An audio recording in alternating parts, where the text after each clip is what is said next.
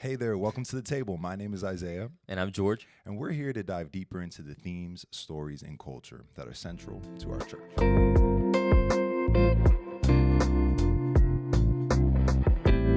Oh, here we are. We are. Welcome. Yes, sir. Welcome back. Another week Another of the table. episode of The Table. Let's go. Week 2 of our new message series, In All Things, The Way of Worship. I told Lucas this morning. I told him this morning. I talked to him about his message. I said, this might be your best message you've had at Central. He was cooking. It was electric. He did a great job. I got to talk to him last week as he was preparing for his message, and we were talking through the whole ladder analogy and how to tie it in and stuff. And He was excited about that. oh yeah, he was excited. I was excited for him. Like, I was like, dude, when you have a prop in a message like that, Yeah. it's always a good time. So shout out Lucas. Yeah. He did an that, amazing bro. job. But it was more than just, the prop was cool. Like, it was cool. The illustration was cool. Right. But the message had just great content. Yeah. So let's dive into that. Let's dive into what are your first reactions. What are some things that this message made you think about? Yeah, I think first and foremost, before we even got into the ladder, the slight recap, but also just, reminding everybody of the importance of worship is more than just the 20 or 30 minutes first part of your church service on Sunday. That we can worship the Lord in the way we love our kids, the way we love our wives, the way we are kind to our co-workers. In traffic. Yeah, in traffic. That was a good Said it point. multiple times. I saw a couple people flinch when he said that one. They felt that. That was You me. were one of them. Yeah. You were sitting in front of me. I think that reminder was good because then it broadens this idea, and then he introduced this ladder, and I think it was like a little 1-2 punch for the whole crowd, And it's always nice when the reality is the ladder thing that he was talking about. It takes a lot of transparency and humility to admit that these are things that we can make idols and end up worshiping. So I think he did it in a way that was like, oh, you got me to admit my idols. Yeah. And that takes a lot of skill to be able to do that. Yeah. And sometimes those are the best messages, right? Right. When you're willing to be honest with yourself. Yeah. When God equips the speaker to help you to be more honest with yourself as you're listening and you're reflecting on the word. So yeah, I loved how he broke it down. Those 5. I'm gonna read them. Yeah, So please. for anybody that wasn't around, so he used this as an acronym. The word idols. It was items, duties, others, longings, and sufferings. We can talk about this. Which one for you personally? Let's get real. Oof. Which one for you do you think has been? I'm sure you've struggled with all of these because I haven't, like everybody has. But is there one of these that like you just think about right away that you're like, this is probably the one that I've either struggled with the most recently or throughout my life? Yeah, I would say as he kept going up the ladder and he landed on sufferings, I was like, oh, I don't like this guy. You know what, Lucas? Yeah. Come back down the ladder. Stop preaching right now. Worship team, please come back. Yeah. Thanks. Yeah, I think suffering for me was it. And he broke down the fact that, if our identity is in Christ, all of these things have a different perspective. And I think when he made that point and started talking about the idea of suffering and how some of us, we kind of like make what we've been through our address. You could find him at what happened to him 5 years ago, type of deal. And I think I'm definitely one of those people. I definitely can spend a lot of time just thinking about and processing what I've suffered through. Yeah. And sometimes it can take my eyes off of Jesus. And I don't know, it could be for a ton of different reasons, but that's what I started to think about as he was going through. And then as he continued with the rest of the sermon, I think I took that main point through the rest of his points, asking, okay, where are there some places where I stand on the platform of suffering instead of the platform of Jesus's love and live life from that posture? And so that definitely hit for me. I get as real as that. Yeah. For now, we just getting started. Right. You might get more from me. Yeah. We'll see.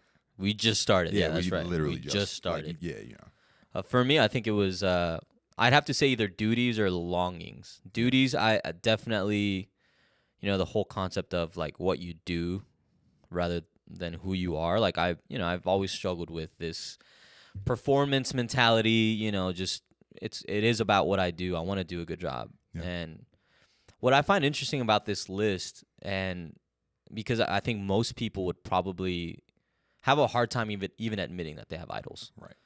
Right? Right. And so that's what this made me think about. And I'll go back to answering my, what mine is, but it just made me think of this. Like I remember hearing a message about idols, and the I forgot who it was, but the speaker was talking about how we all have idols. Mm-hmm. Whether God is the center of our worship or he's not, we're worshiping something or someone. Absolutely. And that's even a hard pill to swallow for most people, because it's hard to think about some of these things, like the things that Lucas listed, as idols. I think because some of these things are actually rooted in something that's good, right? Mm-hmm. Like, we do have a duty, though. Yeah, absolutely. Like, the suffering is real. Absolutely. We all have longings. Like, I think we're allowed to long for something. Yeah. Like, all of these, like, none of these things were like are bad Innately things, bad. items. Like, Right. we want things. There's nothing wrong with wanting something, but the point is, if our identity is tied in these things, Yes. when they become idols. So it's not even that these things are inherently bad. It's more so where we prioritize them in the space of our life, And so for me, duties was one where, I've always had to wrestle with, like, well, I want to care about what I do. I want to care about doing a good job. I don't ever want to stop caring about doing things well or caring about what I do, but it has been this ongoing wrestle with, is it who I am, though? And am I okay with who I am regardless of what I'm doing? Right. If this was taken from me, would I be okay? Would you say you wrestle with perfectionism in that space? I do. I'm just Yeah. I just wanted to hear you say it, bro. Well, we've had to, Imagine I was like, yeah, and you also wrestle with You said, George, I think you struggle with perfectionism. Yeah, let me say it like that. Hey, man. On live television. Hey, man. I think you might be a perfectionist. Well, I say that because we've had this conversation before, but yeah, like I've struggled with perfectionism. I care about what I do. I care about doing a good job, but it definitely should. Yeah, and I think that we should. The problem is when it takes priority over something or in this case, someone more important. And the problem is also when it's so tied to our identity that it's kind of like what Lucas was talking about, the story of David, having that bad day due to these things. Yes. Like, it really in the simplest form is allowing these things to have such a control over our lives that it could ruin our day. And I think that's it's a very simple way to kind of diagnose some of these things. That's right.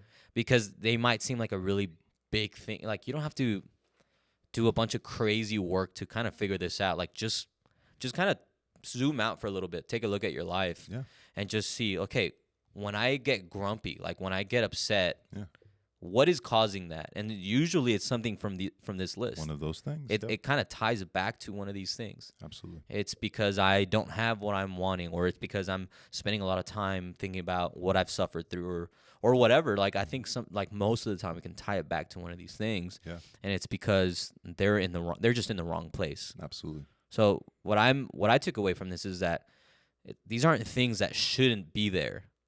They're just things that sometimes are in the wrong place. Yeah. They're in the place where God should be. Absolutely. And there's work to be done to put them back in the place where they should be, and put God where he's supposed to be in my life. Absolutely. And what's wild is all 5 of the categories, you're getting you're cheapening what they're supposed to be if you're letting that be the place that you find your identity in.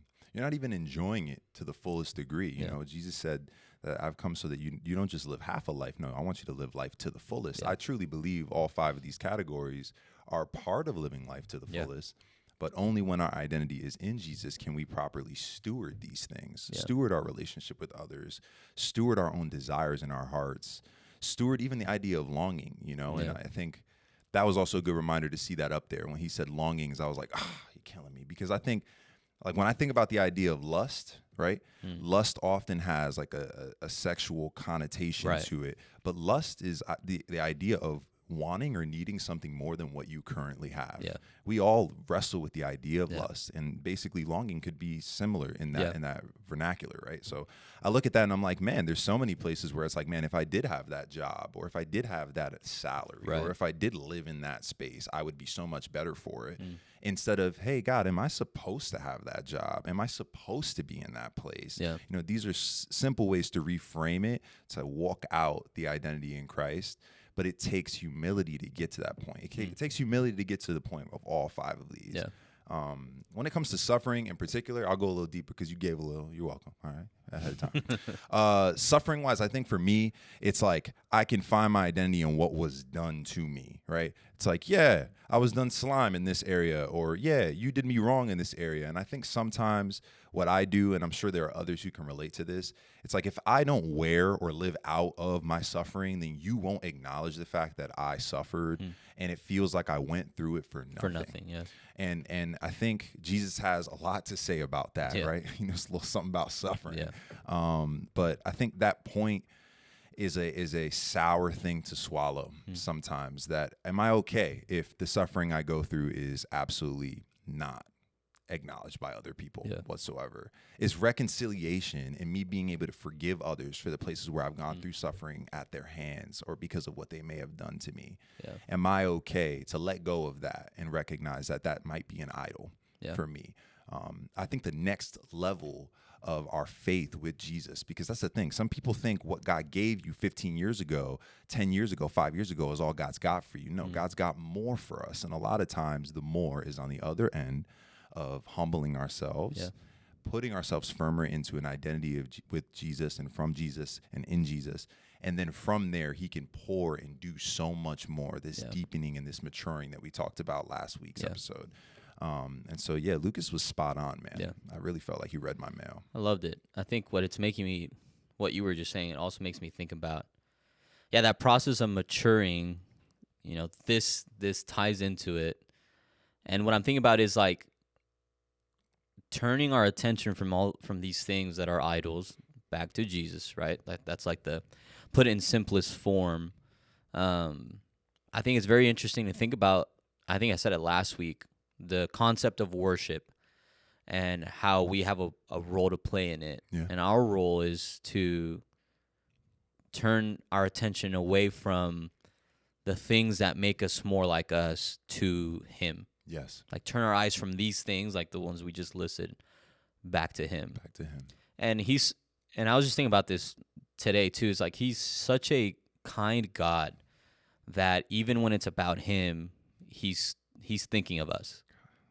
You know, like even because we think like we're okay, we have to let go of. It's like I can't care about myself in a way, sure, but he can take care of you more than you can, better than you can take care of yourself. Easy. So there's this like really weird, like almost difficult process of like I'm gonna make it about him while knowing that he's got me covered, that he's taking care of me. Yeah.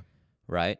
And so in this process, as I'm letting go of some of these things that they're so about me, like the items, the duties, the others, the other people in my life. That's another thing that he talked about, the longings, the suffering. All of these things, like they're about me, and they're for my comfort. They're for my For you to feel better. for me to about feel better yourself. about myself. Right. What if I let go of them, and I actually make it about him, while at the same time he's somehow making it about me. Yeah. Yeah. Does that make sense? It does. Like it's this crazy. It's an upside down. It's kingdom. an upside down thing. Like in the process of humbling myself and worshiping him, he's such a good God that his mind is still on us. Yes. You know, his eyes are on us. Yeah. And I think that's such a cool thing to learn when it comes to worship, because what it gives me is peace. Yeah. That I can just let go of these things.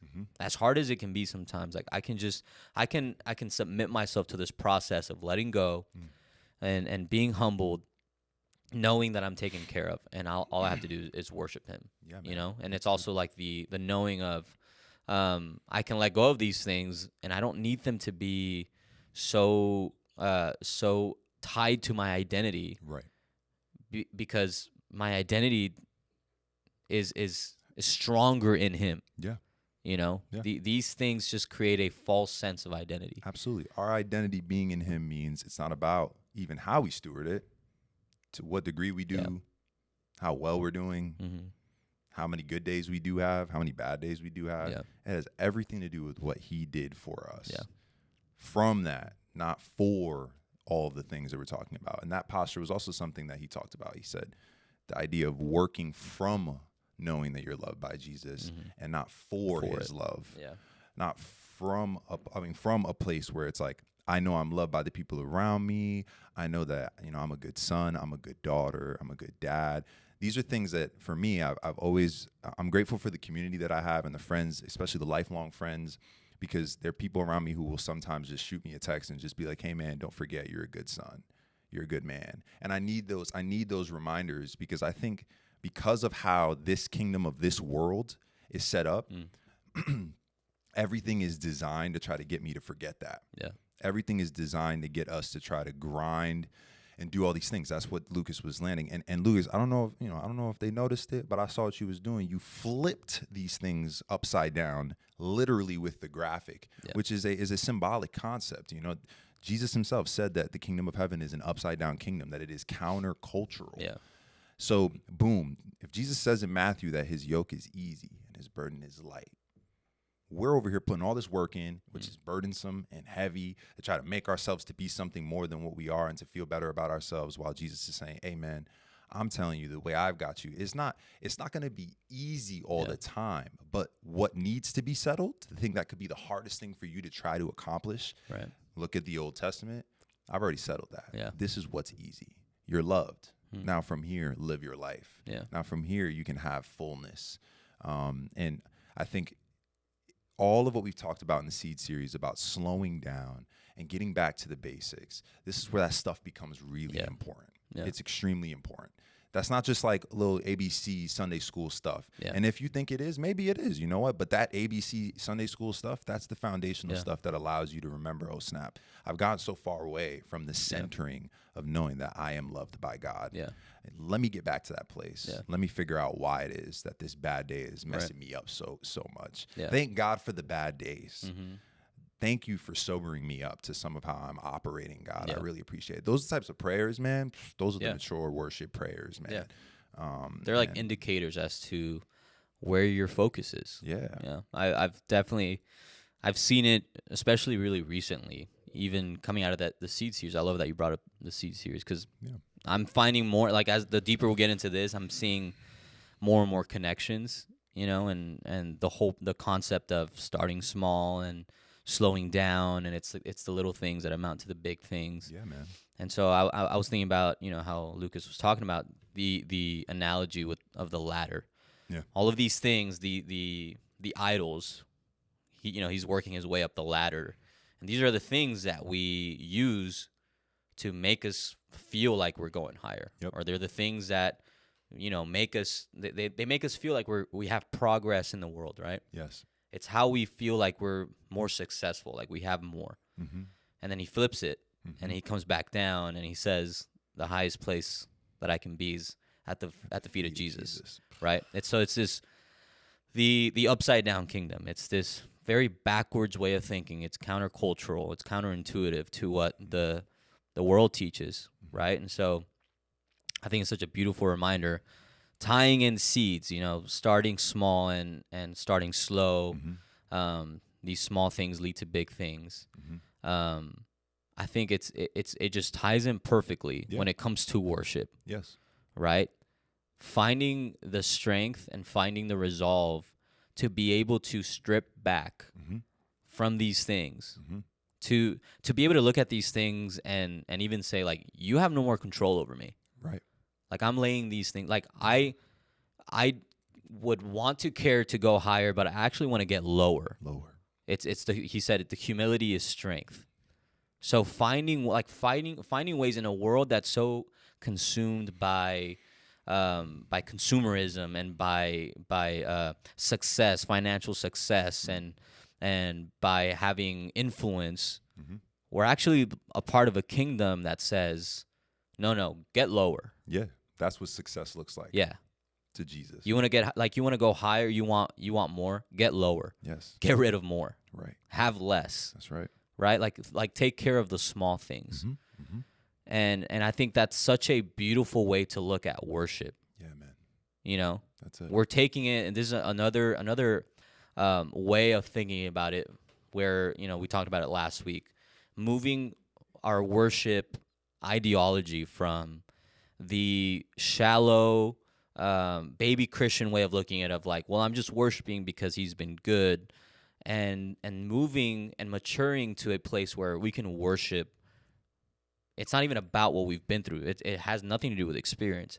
It has everything to do with our revelation of who God is. And God is so worthy, and he's so holy. And you realize that these things, these idols, when you break them down and you flip them up, like you flip them upside down, you get rid of them. These are the things that are keeping you from having that revelation of who God is. That's good. That's good. These are the things that are consuming us every day without even consuming it, or is it consuming? Yeah, like you? it's consuming you.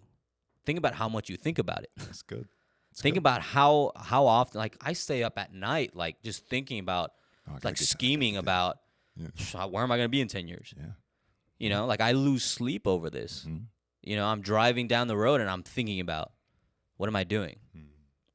Right? Like, we allow these things to consume us, and we don't realize it's distracting us. It's keeping us from, it's not keeping you from winning. It's not keeping you from having a better life. It's keeping you from having a revelation of who God is. And if you want to worship at a deeper level, if you want a more pure worship, and you really care about this, then you have to fight to get rid of these idols, to remove them, to speak to them and say, you have no authority. That's right. You are not who I worship. You are not what I worship. God is at the center of my story. That's great. And you begin to have this better revelation of who God is. And the better the clearer the revelation is, it's so much easier to worship. Yeah. It's easier to worship when things get difficult. It's easier to worship regardless of the situation, because it's no longer anecdotal. It's no longer just like based off of my experience. That's right. It's solely based off of, like, I've seen God. Like I have experienced God. Yeah. I haven't just experienced his goodness. I've experienced his fullness. Therefore, I cannot help but respond to him. And there's no longer these idols in the way. So what I'm trying to say here is, like, this has to be taken more seriously. It does. It does. Like, this isn't just like don't focus on these things, focus on God. Like, that's not what, and I don't think Lucas did an amazing job of communicating that. And I just want to echo what he's saying. No, like, I think this is serious stuff. I think he alley-ooped us. I think if you took it home, you took notes, your homework would reveal something like this. Yeah. It would give you something in this area. And I also feel like there's a place in this conversation for the idea of being obedient. There's this negative connotation to the idea of being obedient as a Christian. Yeah. And most times it's because the obedience that we're known for as people, as Christians, is a surface level obedience. It's an obedience where it's just like, you do this and you do that and it keeps you holy. You do this, you do that, and it makes you right. Yeah. Nah, that's not what it is at all. What you're talking about is a deeper level of obedience. And this isn't stuff that George and Isaiah and Lucas are coming up with. This stuff exists in the Word right now. Yeah. You know what I mean? Philippians 2. Jesus himself poured himself out of obedience and became flesh to unlock life for us, to free us. He didn't have to do that. He didn't have to take all of his godliness and say, I'm going to pour that out into a fleshly body and be persecuted by my own creation. No, but I did it because of obedience, out of worship for the Father. And we see that on him his entire time he's on earth. So boom, we're at another point where it's not him asking us to do something that he hasn't done himself. Right. It's not him asking us to do something that he hasn't set the example for. And it's not this cold-hearted thing. Yeah. It's the greatest story of mankind. Yeah. Every story you love probably has some sort of, it's derived from the greatest story of all time, from what Jesus has done for us, for what God has done for his creation, if you boil it down. Yeah. So I look at it and I think You can understand this, and once you start to understand it, you become a lot more confident. Once you start to understand it, you have a lot more capacity to understand how powerful God's grace is. And the fact that it takes us so long to come to this realization is grace in itself. Yeah. Which is what's wild. Right. Like, I need grace to understand grace. Yeah. That's insane. Shout out Grace. Yeah, shout out Grace. But yeah, so I look at what Jesus has set the example for, and then it's like, I want that. I used to have a seminary professor who used to say, the big thing for me that got me to where I am is I would read my Bible and I would look at these things, and Jesus would do these miracles and do these crazy things, and it says, truly, truly, Jesus said, truly, truly, I say to you, these things you're gonna do greater. Yeah. That's what Jesus said to his own people. And the seminary guy was like, God, why don't I see these things? I'm not settled at what I'm seeing. It's not the fullness. I don't feel like it's what is it gonna take for me to see this outbreak? And like you said, man, it's him. He was him coming to the realization that a lot of these things that Lucas was highlighting were in his way. Yeah. And once he kept journeying and hungering and asking and desiring for more of God, for more of his face, more of his presence, more of his power, more of that authority that Jesus died for him to be able to walk out. That hunger, that curiosity, that desire to worship. That's the stuff that, are you living a life where you're content with that never growing, with zeal not being something that is important to you? Yeah. If so, then maybe this is not the conversation for you. But you also are settling. Yeah. And I'll be the one to tell you that. You're settling. You know what I mean? Let's not settle, man. Yeah. I want to live a life of zeal. I want to be hungry. It's going to take obedience, though. And it's not an obedience where it's this, I'm a slave to, like, yes, we're slaves to Christ. That's what Paul says. But it's not in the sense of a surface sense. Yeah. It's in the depths of who I am. I want to deeply be obedient to who Jesus has made me to be.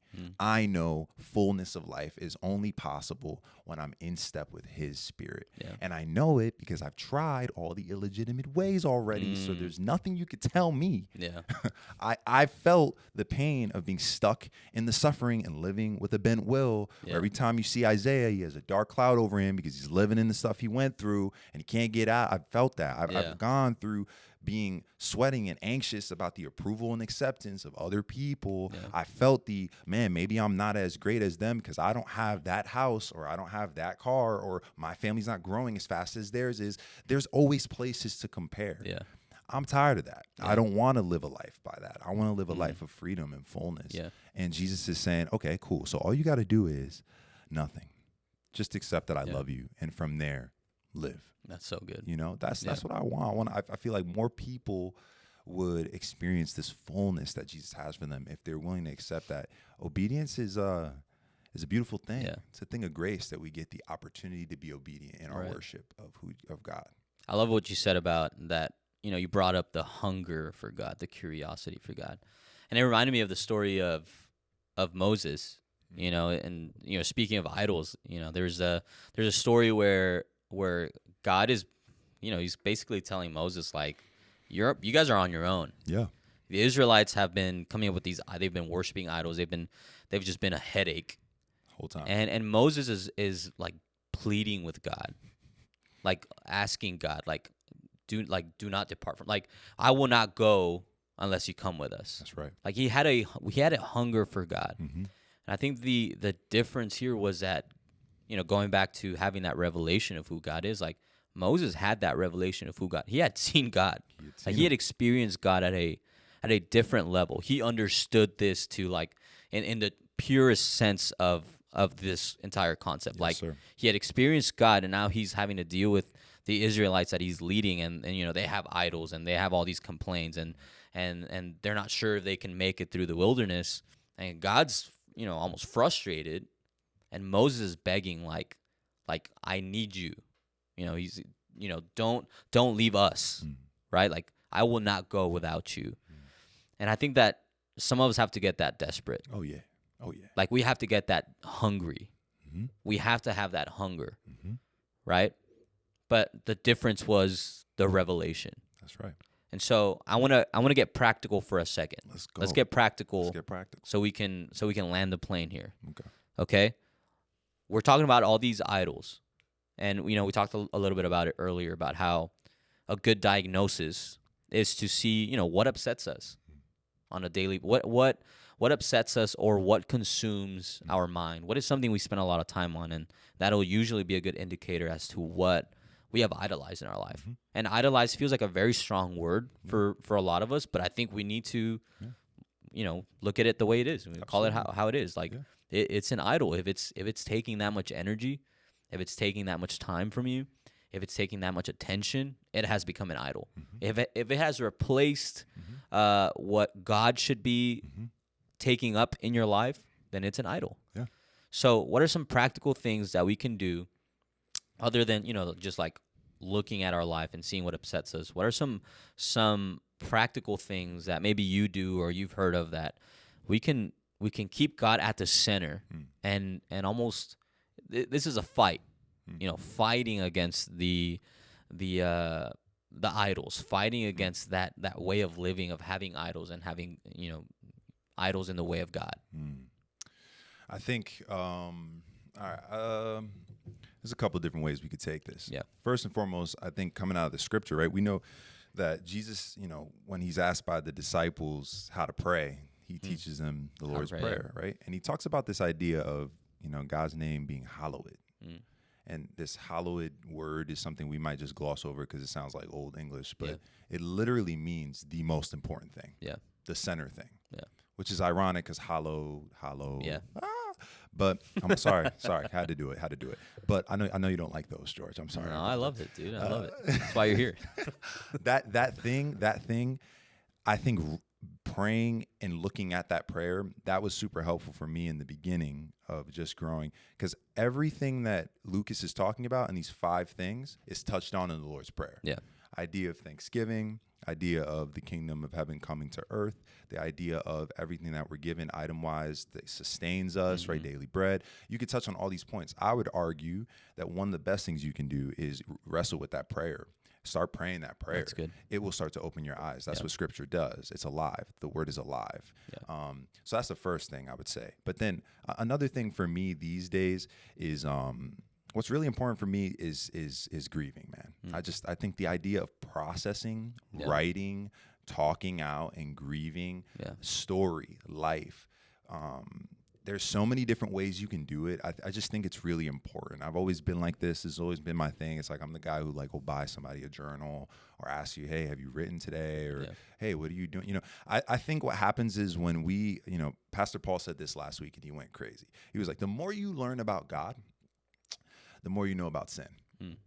The more you get deeper into sin, is the more you need God. Yeah. And isn't that interesting that tension exists? That the whole story kicks off like that. And that concept is so good. It's that Martha Stewart point he made last week of maybe we have to break. Maybe jail was the best thing that ever happened to her. Maybe jail was the best thing that ever happened to her, because her own camp, her own people were saying she didn't have to play the show anymore. She got realer. She became who she actually is. Yeah. And that is probably the best thing that ever happened to her. I think we've got to get real with ourselves. And sometimes journaling, processing.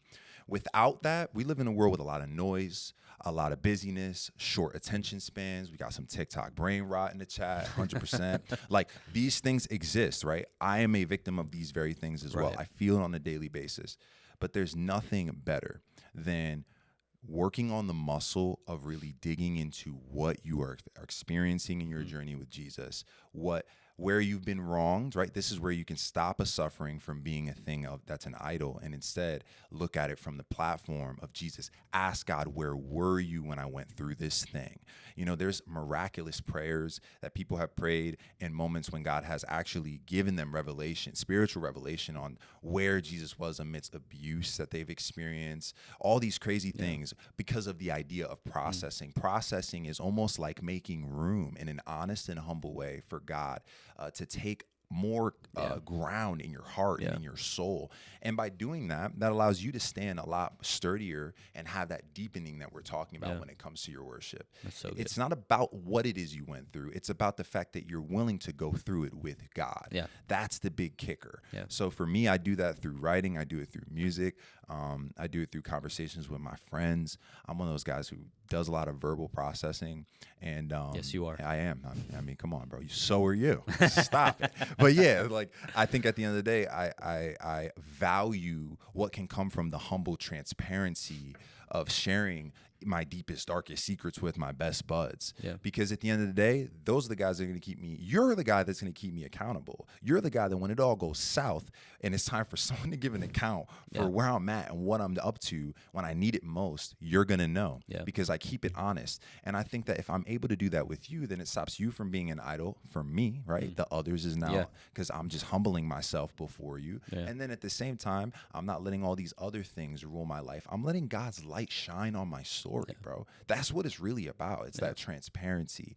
So I think these are ways that you can make it super practical. It's this opening up to self in your own time with the Lord. Maybe open up a Word document, blank page, and just start maybe processing some of what you're dealing with. Maybe you buy a journal if you want to write by hand. Maybe you talk to yourself on a voice memo when you're walking. You know, you could do whatever it is you got to do. But I would really say that's a great step for you to jump into to deepen that worship. That's good. For sure. I love what that. about you?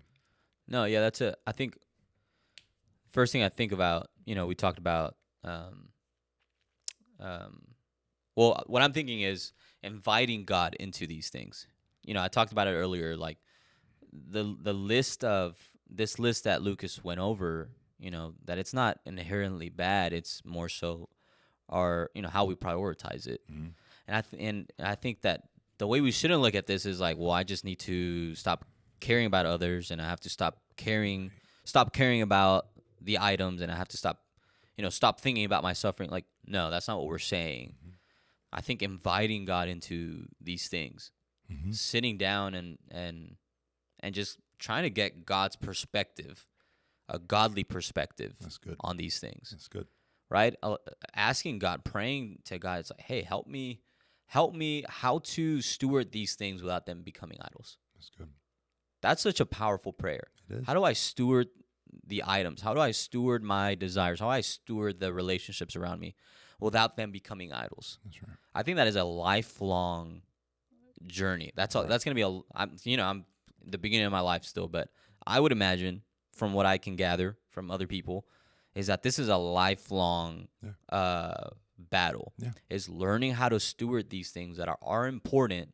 They're important, but they should not be idols. Mm-hmm.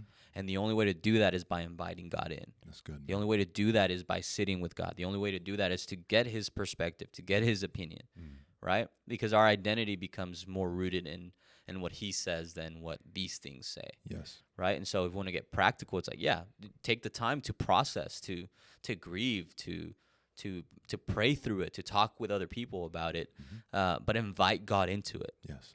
Like it's pretty simple. Like just pray, Lord, you diagnose what it is, by seeing what upsets you, what is it that consumes your mind a lot, and then praying like, okay, God, I can see that this thing is becoming an idol for me.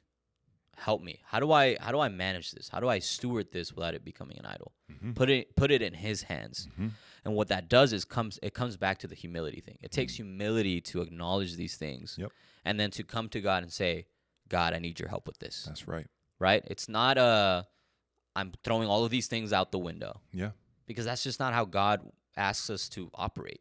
That's not surrender. That's just, I don't know, you're just neglecting things. Yeah, that's sleep. Yeah, this disassociation. Yeah, that's not healthy. You're not taking ownership for your story, the story that Jesus died for you to be able to live. That's just not. It's not. I don't think that's the way that God asks us to operate. I think what we need to do is double down and just be like, all right, these are the things that are in my life. Yep. Okay, God, I'm going to surrender them to you, and I'm going to acknowledge that I need your help with these things. That's right. Help me steward them. That's right. Teach me to steward them the way that you would. That's right. And that's how we bring God into the center. Yeah. God becomes the center. Our life, all of these things, they shouldn't be in the center. They should be revolving around God. Yeah. Our perspective should be through the lens of what God says about what he thinks. That's right. Through his perspective. Yeah, and I mean, Lucas said it, you're a worshiper. We're worshipers, right? And I think that one thing about worshipers, I think one of the attributes they have is that they have integrity, right? And what you're saying is that these little actions, integrity is not a light switch. You don't just like become someone with integrity out of nowhere. It's something you work at. Yeah. And it's going to be easier for you to humble yourself and be transparent in certain spaces and areas than it will be in others. I could be this guy when I'm on my own, but when I go back home to see my parents, can I still be that same guy? When I go in the workplace where I'm known for all the things I've built up on this ladder of worldly success, will I be willing to let it go there as well? Integrity is built by taking constant risks. I'd say integrity is the biggest risk. And Jesus gives us all of the power to be able to navigate that fear. Fear not. There's that fear not again. Yeah. Fear not. Fear not. You know, he says, look, in this world, there's going to be some trouble, but I've overcome the world. So take heart, you know, and therefore I can take heart. I can have courage. I can have bravery. And from the platform of knowing I'm loved by Jesus, I can try to take all of who I am and what I'm learning and what God's doing with integrity into every space and into every area. And that's worship in itself right there too, man. So it's all worship. Just to be alive and breathing and acknowledging that God's the one that gave me this breath. That's worship in itself too. In all things. In all things. Bro. In all things. That's it. That's good, man. Yeah, man. Well, great conversation like always. Yes, sir. I really hope that, you know, this makes that helps people think about worship in a deeper way. You know, like we said from the beginning, like it's more than the worship set on a Sunday morning. Like there's more to this, and I just pray that people are just along for the ride. It's like, hey, let's learn about this together. Like I hope that there's people out there that are like, I want my relationship with God and I want my worship to get deeper. Yeah. And it's not going to happen by just listening to more worship music. No. It happens by bringing these things to attention in our lives. That's right. Doing the work. Doing the work. It requires work, and it requires work because it matters. Yeah. And so I just pray that so far this has been impactful for people, and that it continues to be so throughout this series, and I'm looking forward to the rest of it, man. Me too, man. It's gonna be good. Yeah, it's gonna be good. Hey, we'll see you next week at the table.